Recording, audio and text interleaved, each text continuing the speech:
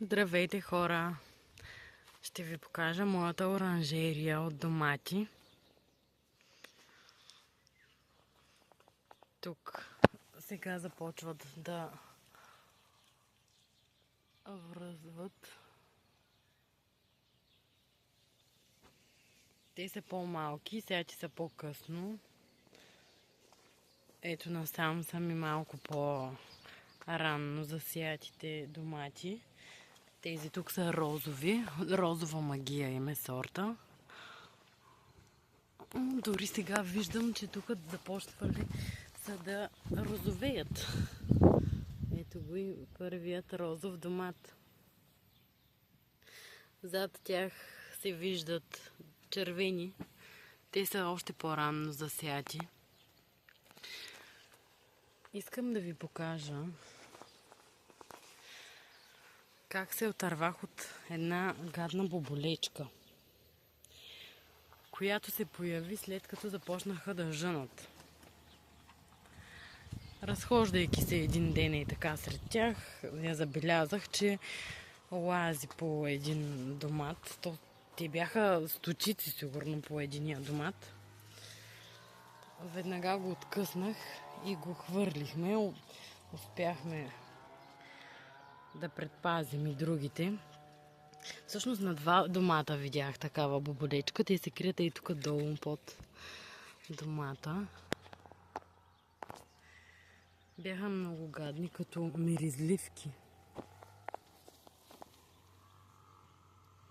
Напръскахме с една отрова. 3 дни е карантината. Още не сме късали. Има тук някой друг почервенял. Но вече около 5-6 дни минаха, но все още не съм, може би до вечера или утре. Ще се престрашим. Защото не обичаме по принцип да пръскаме, но няма как. Това е много труд. Разсада е абсолютно целият мой. Аз съм си ги отглеждала от семенца, така че няма как да ги дам на боболечките. Ето тук странно ни се получават изсъхване на цвета. Имате ли вие такова изсъхване без плододаване? И също така забелязах, че ето има и доста паднал цвят. На доста места има. Ето го тук. Това е може би само по розовите домати. По червените не виждам такива аномалии, но все пак не знам защо са по-бълнави или да ги нарека, или просто по тях няма и толкова много домати, за разлика от другите, от червените. Ако на червения има 25-30 домата, там ли виждате, то всъщност тези майите са розови. По розовият има в най-добрия случай 10. Че някъде има и по 1-2. Този корен тук ми се... Не знам дали е болен, но аз доста го бях окършила. И затова се получи така. Значи прекаленото кършене не е хубаво. Той няма нито един домат по него. Ето тук ще му оставя. Вече всичко му оставям. Каквото си излезе от него да си стои. Освен тези сухи листа, само тях може да махна. Но ето го до него. Грамаден. Вече стигнал и догоре. Но домати не виждам. Има един. Има 4-5 домата. Но пък за ръста си е доста слабичко. Но пак казвам, такива са розовите домати, или поне този сорт, който аз съм сяла. Тези са много интересни. Те са дребни, но пък са оттрупани. Сорта им точно не мога да ви кажа. Той е от Lidl. Някакво семе. Доста цвят има, но пада. Просто явно не го изхранва растението. И така боболечката, след като я напръскахме, изобщо не се е появявала. Надявам се да не дойде отново, но ако дойде, заредени сме с шишенцето, ще ви го покажа. И мисля, че върши работа. Това, с което се опитваме да предпазим тази година доматите от изгаряния, ето тази засенчваща мрежа. 40% или 45%. Точно не съм сигурна, но те са или 40 или 45%. Вътре е доста сянка и не е толкова горещо. Със сигурност градуса на температурата пада значително с тази мрежа. Ето тук много красива китка от домати, но с доста мънички. Нямат кой знае какъв голям размер. Надяваме се да са сладички, поне на бройка ги има.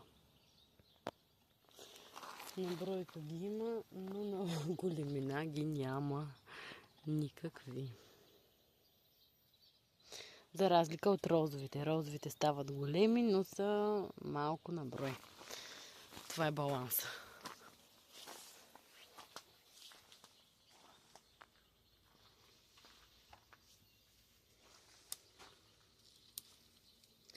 Бях ги изоставила доста време и като влязах миналата седмица, бяха тръгнали толкова много пичове.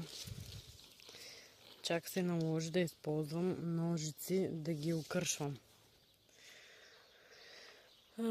И сега от 2-3 дни не съм влизала да кърша и ето пак колко са станали големи. Сигурно има и още по-големи на места. Бяха тръгнали направо от пича, вече излизаше домат. Но всичко скъсах и хвърлих, защото така отнемам силата на основното растение.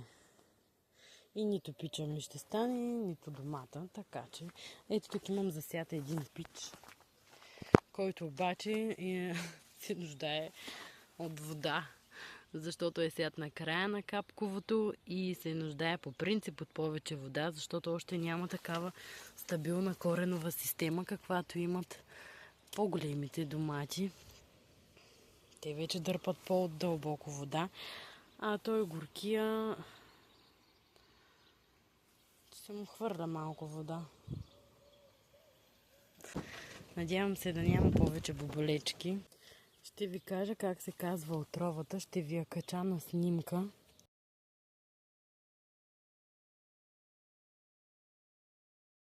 Скоро смятам да си направя отново разсад за домати. Да мога да имам и по-късно. Ще пробвам. Някои хора отглеждат и декември си имат червени доматки. Ще го пробвам и тази година. Смятам на края на месеца или на другия месец да сложа малко семе и да видим какво ще направим. Ето сега това е много интересен пич. От там, където е китката с доматите, тръгва разклонение вече с много стебло, което трябва да се окърши, но в момента нямам ножица в мен, а не искам да го начупя. Ще има вандализъм по растението. И ще го нараня най-вероятно. Затова ще си взема ножичката после и ще дойда да си го отрежа. За да не ми взима силата от основното растение. То е хубаво цъфнало, но не му е тук мястото. Ами това е за сега. Ще ви направя и друго видео, като започна да си правя нов разсад. Или ако се появи нова боболечка. Не дай се Боже. Чао за сега.